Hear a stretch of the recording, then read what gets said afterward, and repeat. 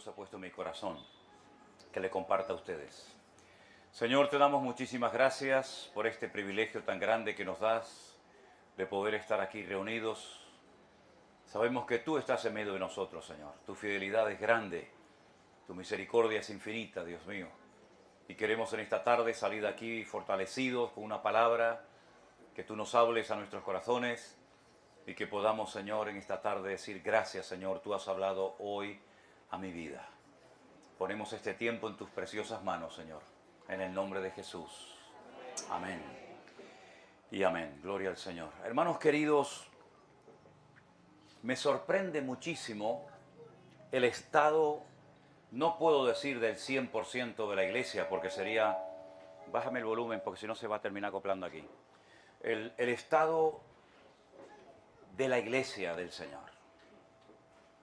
Cuando nos llaman y nos escribe la gente y nos dicen, pastor, es que usted predica la sana doctrina. ¿Y qué es lo que tiene que predicar un pastor? ¿Hay algún mérito que un pastor predique la sana doctrina? Si todos los predicadores y pastores del mundo predicaran la sana doctrina, la iglesia estaría en una situación mucho mejor de lo que está hoy en día. Pero la iglesia ha entrado en un ambiente, en un bucle, que parece que le cuesta mucho salir de él. Hemos estado en Colombia ahora hace unos días, incluso también en Quito, y lo que nos cuentan los hermanos, yo en 41 años que llevo sirviendo al Señor nunca lo había oído. De vez en cuando habíamos oído a algún pastor, pero es algo como generalizado. Y parece que ya es normal salir de una iglesia siempre herido, maltratado, humillado. Parece que siempre está el dinero siempre de por medio. Yo le he preguntado muchas veces al Señor, Señor, ¿hasta cuándo va a durar esto? ¿Hasta cuándo va a durar esta situación? ¿No dice la Biblia que tenemos que ser la sal de la tierra?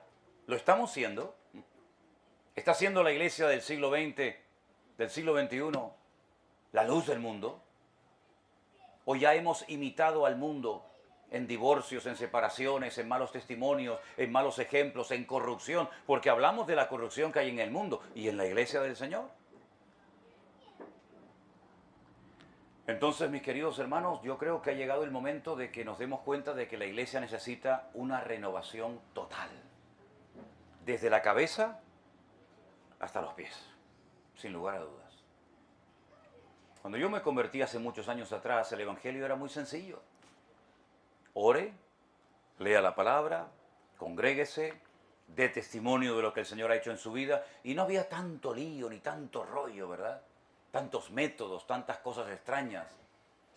Yo he visto líderes agotados, hermanos que han perdido hasta su matrimonio, porque están todo el día haciendo algo, todo el día haciendo algo en la iglesia y se olvidan de sus hijos, se olvidan de sus esposas, se olvidan de sus maridos y por atender supuestamente a los demás, perdieron lo más importante que tiene una persona en la vida, que es su familia.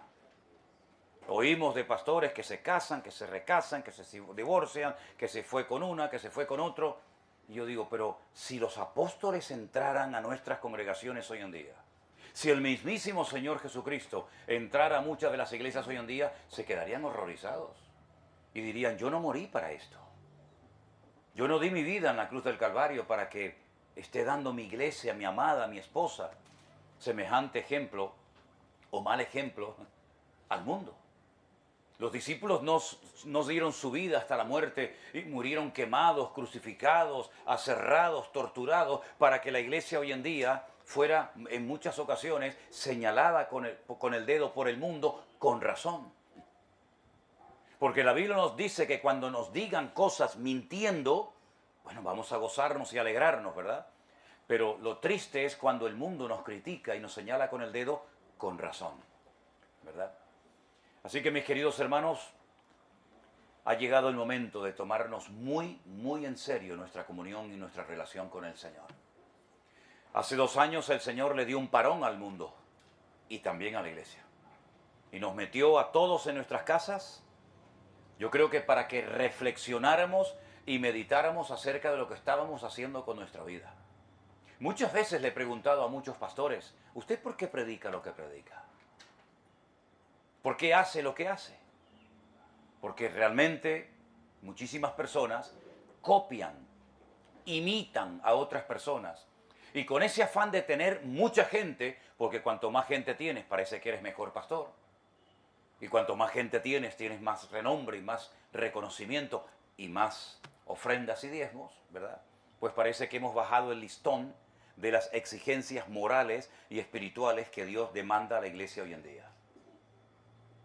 Hace no mucho tiempo visité la ciudad de Barcelona, lo comentaba hace unos días, y fui a una iglesia. Y pregunté por un joven que se congregaba en esa congregación y no lo vi. Y me dijeron, no, se está congregando en otra iglesia. Me puse en contacto con él, vino a verme, hablamos y le pregunté en qué iglesia se estaba congregando. Una iglesia que consiste en cantar y cantar y cantar y más cantar, un concierto constante y permanente. Y después de 2 o 3 horas de alabanza y de cánticos y de bailes y de toda vaina rara, pues aparece en la pantalla un pastor dando un mensajito de escasos minutos, diciéndoles, chicos, ustedes valen mucho, Dios les va a bendecir, Dios está con ustedes, ustedes valen muchísimo. Una palabra así, digamos, muy superficial, sin penetrar, y siguen cantando. Se puso de moda el llevar todos una botellita de agua y apagaban las luces y comenzaban los focos de colores y las bolitas de colores como si fuera una discoteca y comenzaron a echarse agua y decían que era como el agua bendita, ¿no? Muchas veces me he preguntado si verdaderamente se predicara la palabra de Dios en esas congregaciones, ¿cuántos quedarían ahí? Porque a mucha gente le gusta ir a las iglesias porque lo pasan bien. Hay chicos guapos, chicas guapas, lo pasan divertido. El mensaje siempre pasa por encima de la cabeza. Nunca nadie se siente aludido. Puedes estar en adulterio, en fornicación, enganchado a la pornografía o a cualquier otro vicio y hábito y no pasa nada porque salgo siempre contento de la iglesia. Y la iglesia no la creó ni la diseñó el Señor y la puso en la tierra para hacerle la vida feliz a la gente, sino que la iglesia es el taller de Dios. Es el lugar donde Dios trata con áreas de tu vida que a lo mejor ni siquiera sabías que estaban mal, pero que a la luz de la palabra de Dios el Señor te confronta. ¿Se acuerdan ese pasaje bíblico donde dice la Biblia que un día los discípulos del Señor Jesucristo le dijeron, Señor, hoy ha habido gente que después de escucharte se ha ido enfurecida, se ha ido desanimada, se ha ido golpeada porque por lo visto ese mensaje les había sentado mal? El Señor Jesucristo, ¿qué le dijo a sus discípulos? ¿Se quieren ir ustedes también? Aprovechen. Si piensan ustedes que porque se ha ido la gente yo voy a minorar y voy a bajar el listón de las exigencias de mi Padre y poner una santidad light, sin compromiso, pues se equivocan. Así que si alguien se quiere ir, aproveche y se van. Y entonces encontramos las palabras de aquel varón de Dios, Pedro, que dijo, Señor, ¿a dónde vamos a ir? Si solamente tú tienes palabras de vida eterna. Hermanos queridos, yo quisiera en esta tarde leerles un pasaje muy conocido por todos ustedes, que se encuentra en el Evangelio según San Juan, el capítulo 5. Dicho sea de paso, si no hubiera sido por Juan, nunca habríamos sabido de esta historia que les voy a contar ahora. Porque Mateo, Marcos y Lucas no hacen ninguna referencia a esta historia, muy bonita, muy interesante. Juan capítulo 5 nos habla acerca de la visita del Señor Jesucristo al estanque de Betesda. En Jerusalén, hasta el día de hoy, se pueden visitar 2 estanques. Uno dentro de la ciudad, en el centro mismo de la ciudad antigua de Jerusalén, llamado el estanque de Betesda, y otro a las afueras de la ciudad, ¿verdad?, llamado el estanque de Siloé. Hay un pasaje en Juan capítulo 9 que nos habla acerca del estanque de Siloé, pero hoy vamos a hablar del otro estanque, el estanque de Betesda. En Juan capítulo 5, verso 1, la palabra del Señor dice, después de estas cosas había una fiesta de los judíos y subió Jesús a Jerusalén. Y hay en Jerusalén, cerca de la puerta de las ovejas, hoy en día no se llama la puerta de las ovejas, sino la puerta de los leones, un estanque llamado en hebreo Betesda, el cual tiene 5 pórticos. En estos yacía una multitud de enfermos, ciegos, cojos, paralíticos, que esperaban el movimiento del agua. Porque un ángel descendía de tiempo en tiempo al estanque, agitaba el agua, y el primero que descendía al estanque después del movimiento del agua quedaba sano de cualquier enfermedad que tuviese. Había allí un hombre que hacía 38 años que estaba enfermo. Cuando Jesús lo vio acostado y supo que llevaba ya mucho tiempo así, le dijo: ¿quieres ser sanado? Señor, le respondió el enfermo, no tengo quien me meta en el estanque cuando se agita el agua. Y entre tanto que yo voy, otro desciende antes que yo. Jesús le dijo: levántate, toma tu lecho y anda. Y al instante aquel hombre fue sanado y tomó su lecho y anduvo, y era día de reposo aquel día. ¿Cuántos dicen amén? Amén. Gloria a Dios. Muy cerca del estanque de Betesda, a unos escasos metros, hay un pasillo que llevaba directamente al templo de Jerusalén.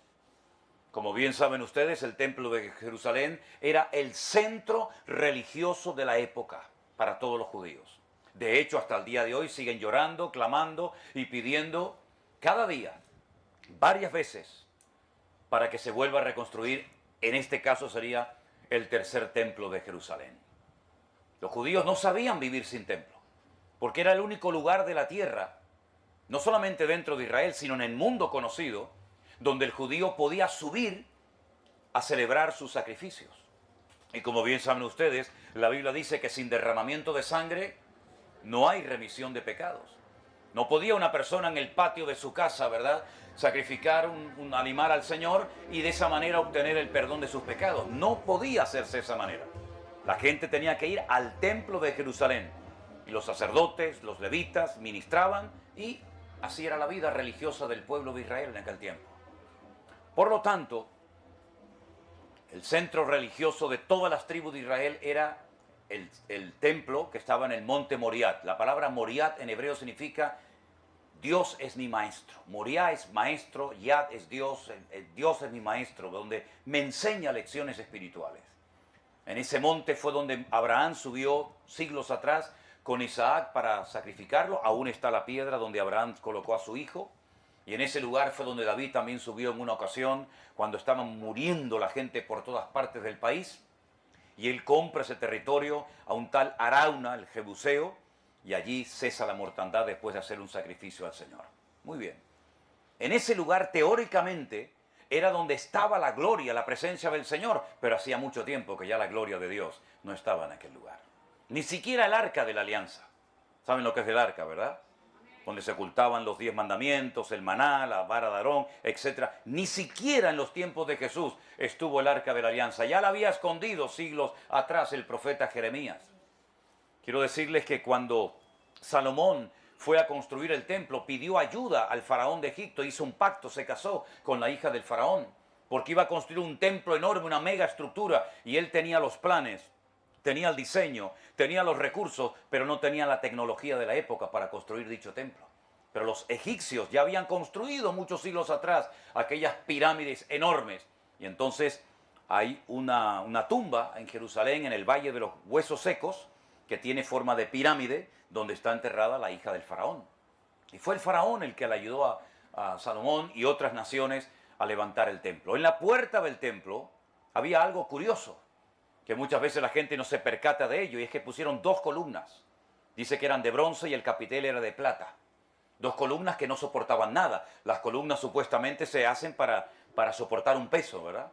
Pero en este caso, estas columnas que tenían nombre, cada una de ellas, no había nada que soportaran.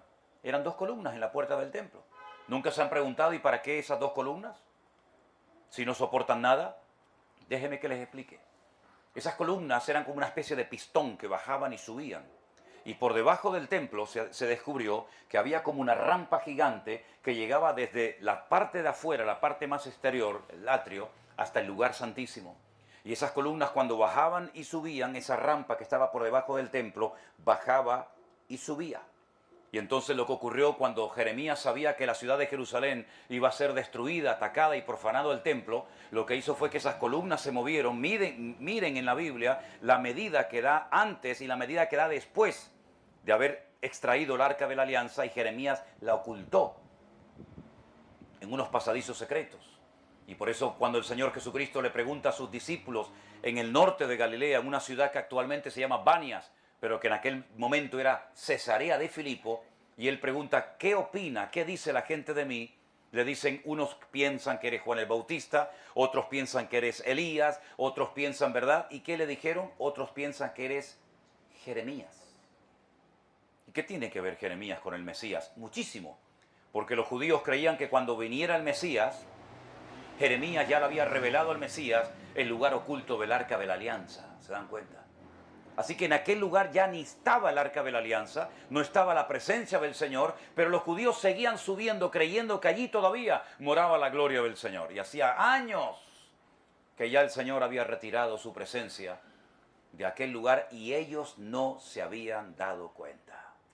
Lo mismo que le pasó a la iglesia de la Odisea, que empezaron el culto a cantar, a alabar al Señor supuestamente, y el Señor se quedó fuera de la puerta diciendo, si alguno oye mi voz y abre la puerta, entraré a él, cenaré con él y él conmigo. Lo mismo le pasó a Saúl, lo mismo le pasó a Sansón, que perdieron la gloria, la presencia del Señor en su vida y ni siquiera se habían dado cuenta. Y me temo que hoy en día hay muchos lugares donde hace años que el Señor no entra, que no deposita su presencia y su gloria, pero todavía siguen cantándole no sé a quién y no sé a quién le rinden culto, porque el Señor ya hace mucho tiempo que se retiró de ese lugar. Por eso ustedes pueden entender ahora por qué los enfermos, multitud, hemos leído en el verso 3, preferían irse al estanque de Betesda que al templo a esperar un cambio en su vida. ¿Y el estanque de Betesda para qué servía? Era un lugar donde se retenía el agua. Las lluvias escasas en aquella época y también hoy en día se filtraban, se canalizaban y llegaban al estanque de Betesda y allí se quedaban. Entraba el agua pero no salía. Y en aquellos pórticos de agua estancada, ¿verdad? Era donde se había corrido el rumor, la leyenda, porque el pueblo de Israel está lleno de miles de leyendas hasta el día de hoy, de que un ángel descendía de tiempo en tiempo y movía el agua. Y el primero que se zambullía en aquellas aguas estancadas quedaba sano. Nunca se sanó nadie en Betesda. No hay ningún registro bíblico ni extra bíblico que confirme esta leyenda popular de los judíos. Esperaban algo que nunca iba a ocurrir.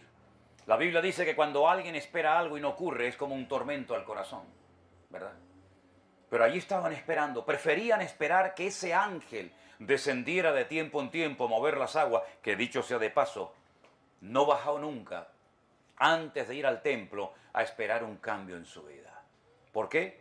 Porque el Señor Jesucristo llegó un día al templo, cuyos líderes eran el yerno y el suegro, Anás y Caifás, y habían hecho un negocio, un comercio muy lucrativo dentro del templo de Jerusalén. Ellos eran los encargados de suministrar los corderos y los animales kosher o limpios, santos, para que el pueblo pudiera acercarse al Señor. La gente traía sus ovejitas, sus corderos, sus animales, y automáticamente ellos decían, ese no sirve. ¿Por qué? Porque no sirve, y punto. Ellos habían cogido todo el monopolio del poder, de toda la autoridad. Y entonces ellos tenían un negocio que consistía en vender corderos, ovejas, bueyes, etcétera, para el sacrificio. Era un comercio muy lucrativo. Eran intocables. Nadie podía acercarse ni siquiera a hablar con Anás y con Caifás, el yerno y el suegro. Llevaban una legión de jóvenes con unos bastones muy largos y como alguien osara acercarse a los ungidos, recibía una golpiza. Nunca olvidaré en mi vida cuando un día estaba en mi casa en Argentina y me llama un pastor amigo mío y me dice, me gustaría invitarte esta noche a que vengas a una reunión donde va a predicar un predicador muy famoso. Le digo, bueno, vamos a ver al predicador muy famoso. Me sentaron en un lugar que nunca me gusta sentarme, en la primera fila, y este predicador famoso comenzó a contar un montón de anécdotas y chistes, de palabra nada, yo creo que no llevó ni la Biblia. Y yo estaba muy serio y en medio de la predicación se detuvo y me dijo, usted, gallego, ¿no le gustan mis gracias y mis chistes? Cuando terminó el culto, fuimos a la parte de atrás a saludarlo y yo, bueno, le fui a dar la mano y se me tiraron 2 o 3 hombres así de grande y me dijeron, no toque al ungido de Jehová. Y yo dije, ¿este es el famoso? ¿El famoso de qué? Eso pasaba en la época de Jesús, no es nada nuevo, no hay nada nuevo bajo el sol, hermanos. Eran intocables Anás y Caifás. Cuando el Señor Jesucristo entra al templo, sabiendo el negocio que estos dos hombres tenían allí montado, dice la Biblia que volcó las mesas de los que estaban dentro del templo negociando con las cosas sagradas de la obra de Dios, hizo un látigo y los sacó a todos a patadas. Y dijo algo tremendo que todos sabemos: habéis convertido mi casa de oración en una cueva de ladrones. Y los culpables habéis sido vosotros. Ustedes han sido los culpables de haber contaminado mi casa. Fíjese lo que ocurre a continuación. La Biblia dice que una vez que el Señor entra dentro del templo, lo limpia de adentro hacia afuera. Si ustedes leen los relatos de los evangelios de esta purificación del templo, dice que comenzaron a subir jóvenes y niños y alababan al Señor. Y estos, que eran unos religiosos, que no estaban acostumbrados a esa libertad en el Señor, dice que le dijeron al maestro: diles que se callen. Les molestaba la alabanza en la casa de Dios. Y el Señor le dice: si estos callan, las piedras hablarían. Y dice a continuación que ciegos, cojos, mudos, paralíticos comenzaron a subir al templo y todos eran sanados. ¿De dónde salió esa multitud de tanta gente enferma? Del estanque de Betesda, que estaba a menos de 100 metros de la puerta principal del templo de Jerusalén. ¿Por qué antes no pasaba nada en aquel templo? Porque estaba contaminado, estaba sucio, y el Señor tuvo que ponerlo en orden, porque nuestro Dios es un Dios de orden. Y donde hay orden, el Señor se siente cómodo y a gusto, pero donde hay desorden y donde no es el centro de atención, el Señor retira su gloria y retira su presencia. Pueden seguir cantando, canten lo que quieran, y pueden seguir derramando miles de litros de sangre, y pueden hacer todas las liturgias que quieran, pero mi casa, si no es casa de oración, casa de comunión, casa de santidad, Dios no está en ese lugar. Y por eso muchas veces cuando la gente me llama y me dice: pastor, me pasa esto, me dicen esto, y me han hecho, en algunas ocasiones he dicho, y no me avergüenzo de decirlo, y me reitero: salga corriendo de ese lugar inmediatamente, para que no se haga usted copartícipe de lo que critica, de lo que sabe que está mal, de lo que sabe que es antibíblico, pero usted no se va porque tiene un cargo y no quiere perder el cargo. Y esa es la forma como predicamos la palabra de Dios, al que le guste bien y al que no también. Y por eso la gente iba al estanque de Betesda, porque preferían esperar al lado de aguas putrefactas antes de ir al templo a perder el tiempo. Hoy en día no hay templo y tampoco necesitamos templo, ¿verdad? Porque nosotros somos el templo del Espíritu Santo de Dios, el cual mora en nosotros. Pero ese templo, nuestras vidas, tienen que mantenerse alineados con el Señor. Y no hay ningún mérito en que nos mantengamos en orden, porque es así como debemos de vivir nuestra relación con el Señor. Y no hay ningún mérito en poner al Señor en primer lugar en nuestra vida y ponerlo como fundamento de nuestra existencia. No hay ningún mérito, pero lamentablemente se ha convertido en algo como sobrenatural. Decir: uy, mira, hermanos queridos, la iglesia necesita un cambio. Y la iglesia no son las paredes. La iglesia no son los edificios. La iglesia somos nosotros. Y el mundo está tratando por todos los medios de callarnos y taparnos la boca. Aquí, en Ecuador, en Colombia y en todas las naciones de la tierra. Porque somos los únicos que podemos frenar e impedir que nuestros países vayan a la ruina y no haya marcha atrás. Porque el Señor Jesucristo lo dijo bien claro hace 2000 años: vosotros sois como una ciudad en lo alto de un monte, la cual no se puede esconder.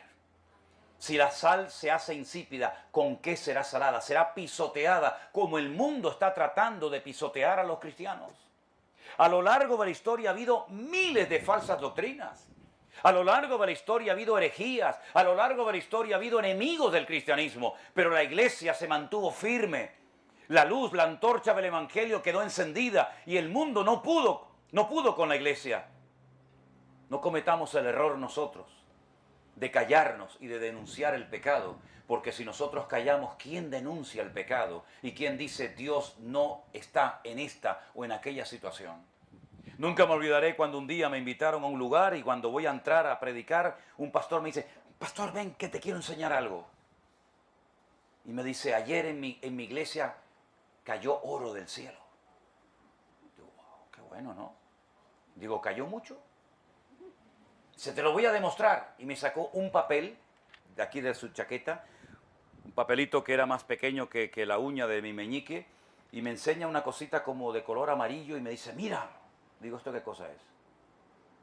Dice, ese es el oro que cayó ayer del cielo. Digo, ¿y a ti no te da vergüenza con lo grande que eres creer que esto es oro del cielo? Con todos los niños que se mueren cada día de hambre en el mundo, ¿te va a mandar a ti oro del cielo el Señor a tu iglesia? ¿Para qué? Entonces apareció el otro pastor que lo habían invitado a predicar con todos sus collares de oro y sus anillos y sus pulseras. Y entonces le pregunto, ¿le puedo hacer una pregunta a usted, amigo? Claro, a él lo llamaban el gran apóstol. Y yo lo llamé, amigo, ¿le puedo hacer una pregunta? Y como que no le gustó. Pero se la hice igual. Digo, ¿usted para qué lleva toda esa basura encima? Y me dice, para provocar a la fe a los hermanos. Le digo, ¿a la fe o a la avaricia? Yo no tengo que provocar a la fe trayendo collares de oro. Yo provoco a la fe viendo cómo es mi familia y cómo vivo yo y cómo se mueve el Señor en nuestra vida, pero no necesito demostrar con anillos ni con cadena la fe que tengo, porque la fe se huele a 20 kilómetros, mi hermano. Pero esa es la pura realidad de nuestras iglesias hoy en día, o de muchas congregaciones hoy en día. Y la pregunta es, ¿usted está contento con esta situación? Muchos de ustedes, no digo todos, pero muchos de ustedes han visto todas estas cosas que se han hecho. Y muchos han salido horrorizados de iglesia. Y muchos se fueron al mundo porque no quieren saber nada de iglesias, de pastores, de Biblia, ni de nada, ni de nadie. Me acuerdo que una vez entré a una tienda a comprar algo en Canarias y el muchacho que me atendía habló con acento colombiano. Y yo le dije, tú eres colombiano. Y me dijo, ¿usted cómo lo sabe? Y le dije, bueno, porque yo tengo muchos amigos colombianos. Soy pastor evangélico y sin conocerme de nada, la primera vez en su vida que me veía, me dice, ustedes los pastores son los que le roban la plata a la gente, ¿no? Y le dije, tranquilito, tranquilito, no te pases, muchacho, que tú a mí no me conoces de nada. Ese es el concepto que ese muchacho tenía de los pastores evangélicos, los que le roban la plata a la gente. Es hora de que levantemos el testimonio del Evangelio, mis queridos hermanos. Ha llegado el momento de que le demostremos a esta sociedad, a nuestras naciones, que el Señor Jesucristo no está en nada de eso. Y que Él no comparte, ni apoya, ni respaldará jamás el desorden y la falta de santidad en su casa y en su amada iglesia. ¿Cuántos dicen amén? Amén. Era día de reposo. En día de reposo los judíos no hacían muchas cosas y hasta el día de hoy en el Talmud, que es una enciclopedia gigante, hay más de 1400 prohibiciones de cosas que no se pueden hacer en el día del reposo o en Shabbat. Pero el Señor a propósito cambió la vida de este pobre hombre que iba a estar toda la vida esperando algo que nunca le iba a suceder. Pero cuando el Señor Jesucristo entra en una familia, en una vida, la transforma para siempre y nunca más vuelve a ser la misma persona. Y en aquel día el Señor Jesucristo fue al estanque de Betesda y un día vino a tu vida y a la mía. Apláudele al Señor si quieres.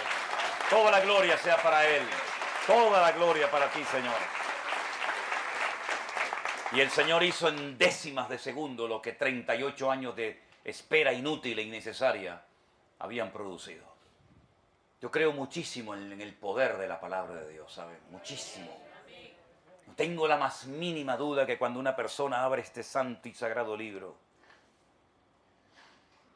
que ha llegado a nuestras manos después de haber sufrido tanta persecución y críticas y tantas vidas han muerto para que este libro llegara intacto a nuestras manos, es capaz de cambiar vidas, romper ataduras espirituales, complejos, traumas, hacer huir a demonios, hacer cambios en matrimonios destrozados por los cuales nadie apostaba, ¿verdad? He contado recientemente algo que me sucedió en la ciudad de Sevilla hace muchos años, cuando se montó una carpa enorme. Ahora cuando veníamos vi un circo por ahí y habíamos montado una carpa enorme, muy grande, más grande que esa que está ahí en el circo en Manta. Y todos los días se predicaba la palabra de Dios, todos los días, todas las noches. Y comenzaron a venir muchos jóvenes. Sevilla es una de las ciudades más idólatras del mundo. Sevilla fue la sede de la Santa Inquisición en España. Y es terrible la historia que tiene esa ciudad en cuanto a derramamiento de sangre de judíos, de cristianos, etc. Y llegó una parejita de un pueblo cercano y ella me preguntó si era bueno, si es correcto adorar imágenes. Y yo le dije, ¿tú tienes Biblia en tu casa? Y me dijo, sí, tengo una grande. Digo, pero no la has leído en tu vida, ¿verdad? Dice, no. Digo, pues te voy a pedir algo. Cuando llegues a tu casa, quiero que la abras por el segundo libro de la Biblia, empezando por el principio, el libro de Éxodo, y vayas al capítulo 20 y lo leas detenidamente. Me dijo, está bien, así lo haré. Al día siguiente volvió esa parejita y le dije, ¿qué tal? Y me dice, no hace falta que volvamos a hablar sobre el tema de la idolatría, porque leí los 10 mandamientos y entiendo perfectamente que es abominación a los ojos de Dios postrarse, adorarse y clamar y pedirle cosas a dioses que tienen boca y no hablan, ojos y no ven y pies y no caminan. Y nunca más volvió esa jovencita con su novio en aquel momento a ser una persona idólatra.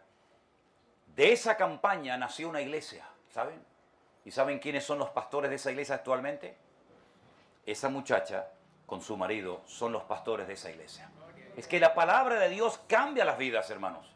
La palabra de Dios cambia a las personas. Por eso yo siempre digo, no sigan a hombres, no idolatren a los pastores, no los levanten a los pedestales creyendo que son gente especial. No somos nada especial, somos exactamente igual que ustedes. Y muchas veces, ¿cuántos pastores, por no saber tratar el éxito, la prosperidad, la bendición, o llámelo como quiera, se echaron a perder? Nosotros no adoramos, no seguimos a hombres. Yo entiendo cuando muchas veces la gente me dice, ay pastor, yo lo sigo a usted. Y yo digo para mis adentros, pobrecita, pobrecita, ¿cómo usted me sigue a mí? Yo sé lo que se refieren cuando me dicen eso. Lo sigo desde la pandemia. El pastor pandemia me van a llamar un día, ¿no? ¿Eh? Digo, miren, hermanos, no sigan al pastor pandemia, ni a ningún hombre en el mundo. Ustedes tienen que seguir al Rey de Reyes y al Señor de los Señores, que Él se estará con nosotros todos los días hasta el fin del mundo. ¡Aleluya! ¡Gloria a Dios! ¡Gloria a Dios! A Él solamente hay que seguirle. Y hay que decirle al pueblo que lea la palabra, que escudriñe las Escrituras, para que no se dejen engañar, ni seducir, ni arrastrar por corrientes raras o extrañas. No, es que como ser ungido de Jehová. ¿Y usted qué es entonces? ¿La hija de la panadera? Todos somos ungidos por el Señor. ¿O es que el Espíritu que mora en mí es mayor o más importante que el que mora en usted, mi hermano? Por un mismo Espíritu fuimos todos bautizados en un cuerpo. Por un mismo Espíritu. No es que mi Biblia tenga más capítulos que la suya, ni el Espíritu que mora en mí sea más poderoso que el que mora. No, no, en absoluto. Y cuando leemos las Sagradas Escrituras, nos damos cuenta, queridos hermanos, que el Señor puede utilizar a cualquier persona que se deje usar por el Señor. Ya sé que hay dones y talentos y habilidades, y unos crecen al 30 y unos al 60 y otros, ya sé todo eso, ya lo sé. Pero no quiero que en ningún momento vayan a pensar ustedes, queridos hermanos, que hay como unos escogidos, hay como una élite, ¿verdad? Hay como una casta de ungidos intocables. No, mi hermano, Cristo se dejaba tocar por la gente. Cuando me dice la gente, ¿me puedo acercar a usted? Digo, claro, ¿cómo no se la puede acercar? ¿Me puedo sacar una foto con usted? ¿Pero con quién están hablando ustedes? ¿Con el Papa de Roma o qué? Están hablando con un hombre de carne y hueso. Yo no soy un pastor perfecto. Probablemente nunca lo sea. Y no soy un padre perfecto y no soy un marido perfecto. Somos todos exactamente iguales delante del Señor, queridos hermanos. Y por eso esta historia a mí me conmueve, porque el que cambió a este hombre no fue ningún hombre, fue el Señor Jesucristo. El que le dijo, levántate, levántate, toma tu lecho y anda. Y el Señor le cambió la vida. Y el que me cambió la vida a mí no fue ningún pastor, no fue ningún apóstol, aunque en mi época no existían apóstoles. Hoy en día hay más jefes que indios, ¿no? El que me cambió la vida y el que me sanó y el que me liberó fue mi Señor Jesucristo. Y eso es lo que tenemos que decirle a la gente. que ha llegado el momento de mirar solamente al Señor. ¿No se han dado cuenta que lo que hizo el Señor en los días del confinamiento? Mientras yo ponía mi teléfono y hablaba, creyendo que alguien me estaba viendo, escuchando, pero no sabía si había alguien detrás. ¿No se dan cuenta cómo el Espíritu de Dios tomaba aquella palabra y se movió por todas las naciones de la tierra? Y cientos y miles de personas aceptaron al Señor y se les cayeron las escamas de los ojos. ¿Quién ha hecho esa obra? ¿Quién es el que ha mantenido esa obra? Yo, en absoluto, hermanos. Si yo no sabía nada de lo que Dios estaba haciendo. Si cuando llego a un lugar digo, pero ¿de dónde salió tanta gente? Ha sido el Espíritu de Dios el que ha hecho la obra. Y no le vamos a dar nunca la gloria ni la honra a nadie más que solamente a nuestro Dios. Claro, este hombre al día siguiente lo cuestionan y le dicen, pero es que no se puede hacer milagros en día de reposo. Hermanos queridos, nosotros no queremos ser esclavos nunca más de nada ni de nadie. Nosotros solamente queremos honrar y servir y adorar a nuestro Señor Jesucristo. Y usted lo que tiene que hacer es lo mismo que yo hago. Cuando tiene un problema, póngase de rodillas. Yo por lo menos es lo que hago. Cierro la habitación, no le cuento a nadie nada. Y mi Padre que me ve en secreto, me recompensa en público. Eso es lo que dice la Biblia. No hay ningún secreto, no hay una varita mágica. ¿Qué hará este hombre? ¿Qué hace este hermano? Eso es lo que yo hago, hermano. El día que el presidente de nuestro país declaró el estado de alarma y la gente entró en pánico diciendo, ¡guay! Que viene el anticristo, que viene el nuevo orden mundial, y la gente estaba muerta de miedo. Yo esa misma noche me puse de rodillas y le dije al Señor, Señor, si esta es tu obra, si esta es tu iglesia, cuídala, bendícela y aquí estamos delante de ti. Y entonces comenzamos a hacer lo que hemos hecho toda la vida, seguir predicando con uno o con 1000 o sin ninguno. Y predicábamos a sillas vacías. Es una sensación muy rara, ¿eh? Predicar a sillas vacías, pero recuerdo aquellos días con mucho cariño. Porque allí el Señor probó nuestra fidelidad. Allí el Señor probó nuestra fe.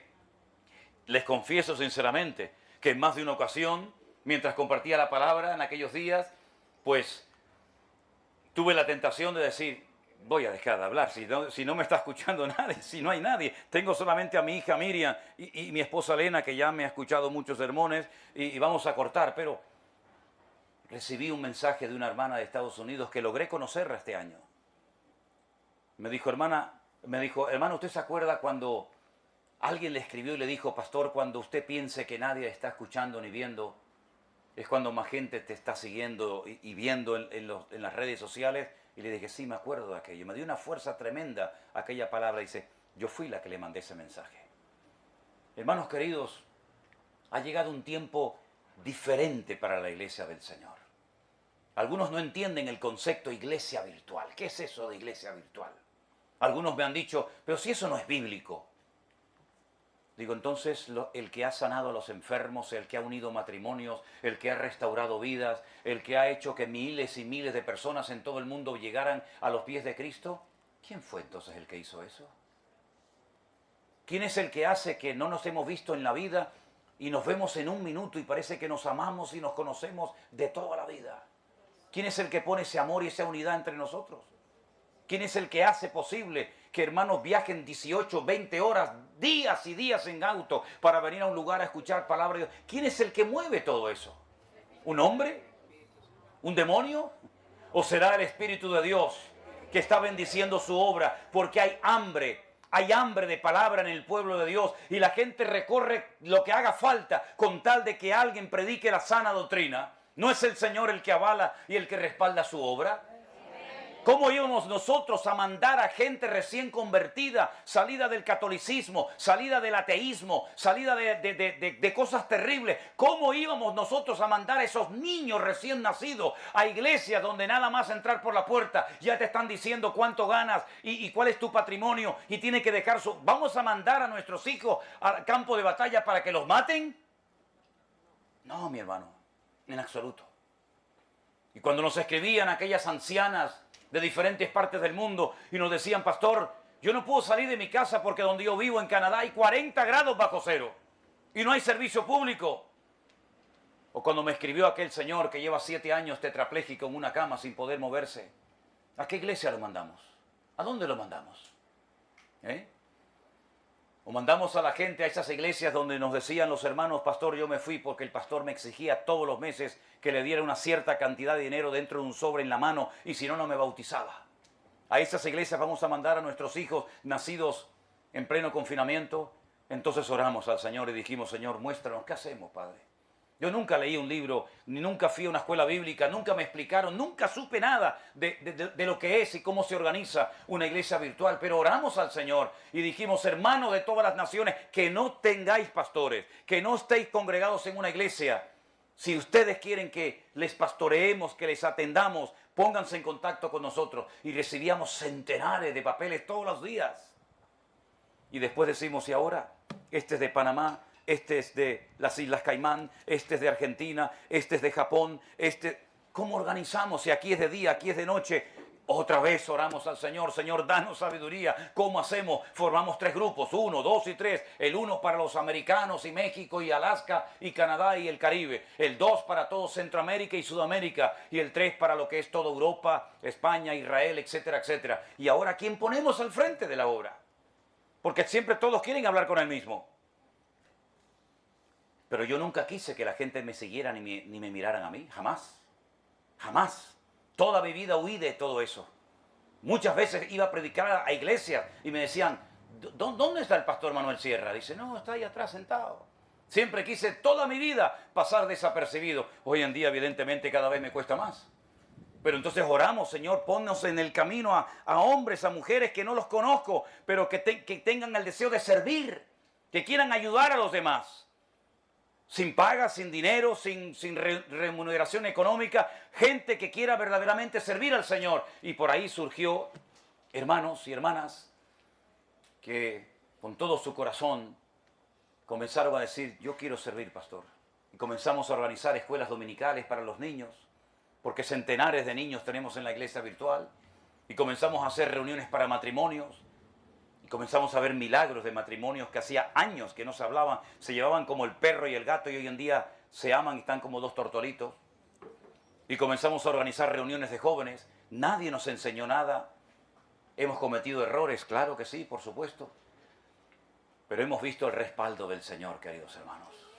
Hemos visto cómo el Señor nos ha permitido incluso conocer personalmente, físicamente a cada uno de ustedes. Claro, no me pidan, no me exijan que me aprenda el nombre de cada uno de ustedes porque no me entra más aquí en la cabeza.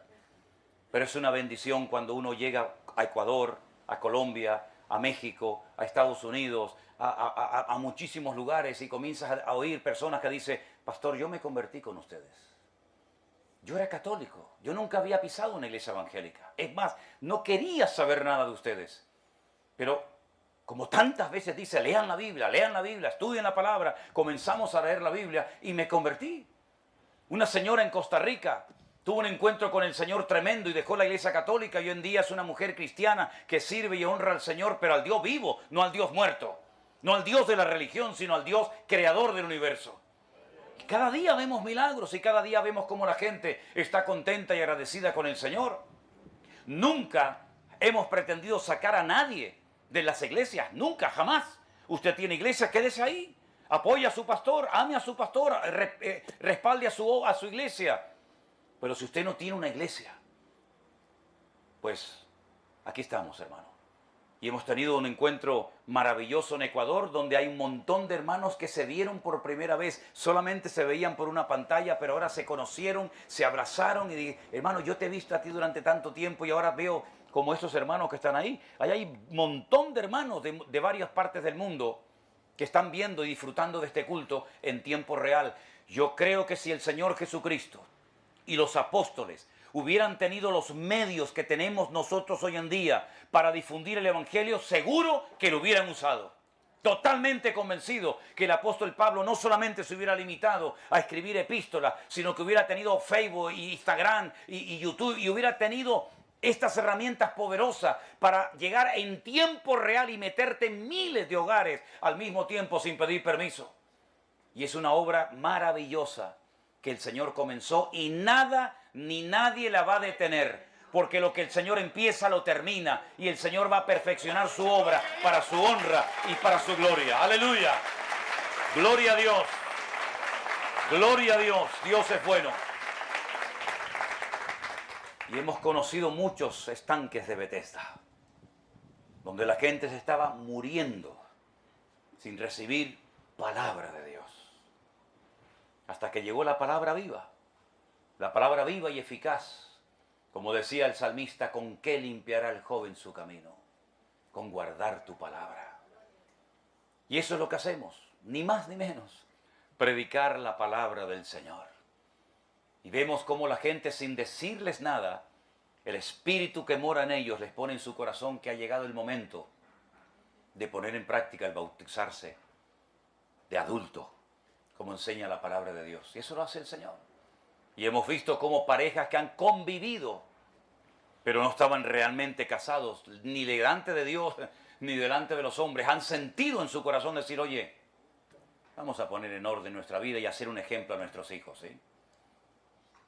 Y hemos tenido ahora bodas en Colombia, y estamos teniendo bodas por todas partes, y estamos viendo cómo los padres se dan cuenta de que hoy en día es dificilísimo educar a un hijo, por las presiones terribles que están recibiendo, que les quieren meter a la fuerza cosas antibíblicas, y ahora dicen, vamos a presentar a nuestros hijos al Señor, y vamos a pedirle sabiduría, porque hoy en día, sin la ayuda del Señor, es imposible poder educar a un hijo.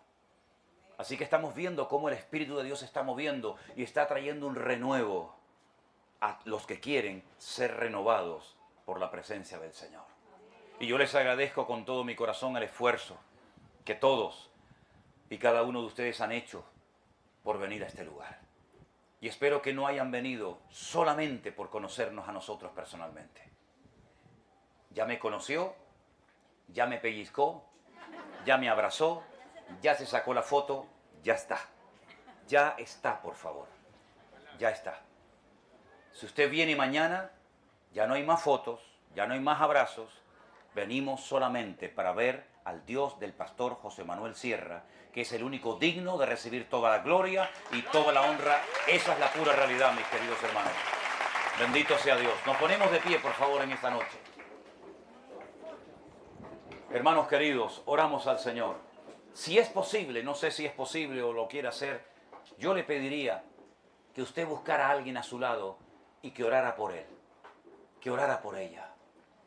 Puede ser su esposa, puede ser un hermano que no conoce de nada, pero a mí me gustaría que oráramos para finalizar esta reunión en esta noche los unos por los otros. Somos hermanos en Cristo, estamos bajo la sangre de Cristo. Ahora sí, hermanito.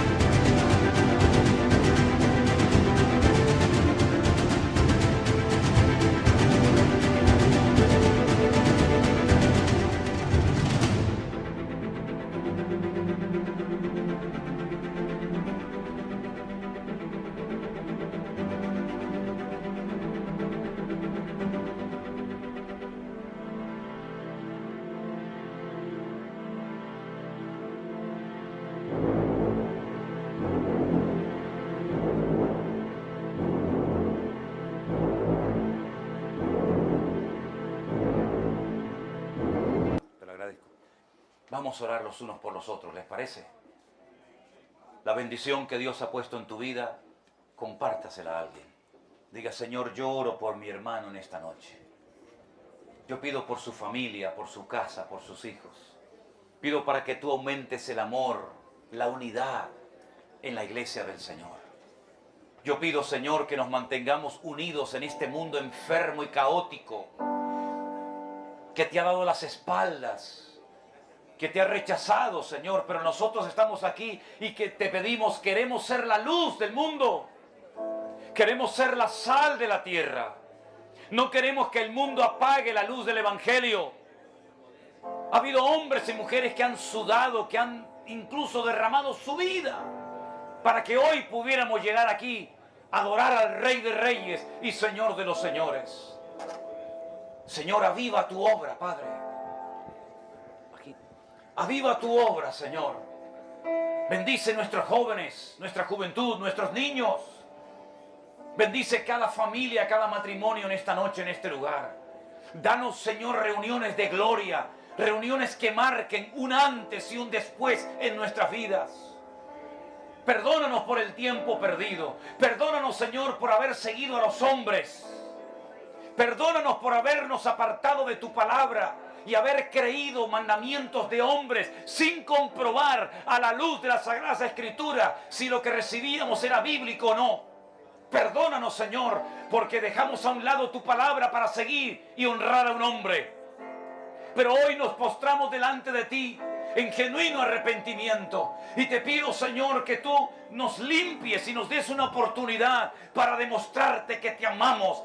Y que los últimos años de nuestra vida los dedicaremos solamente a honrarte a ti, Señor. Nunca más seguiremos a un hombre. Nunca más dejaremos de escudriñar las Escrituras. Porque ellas son las que dan testimonio de ti, Señor.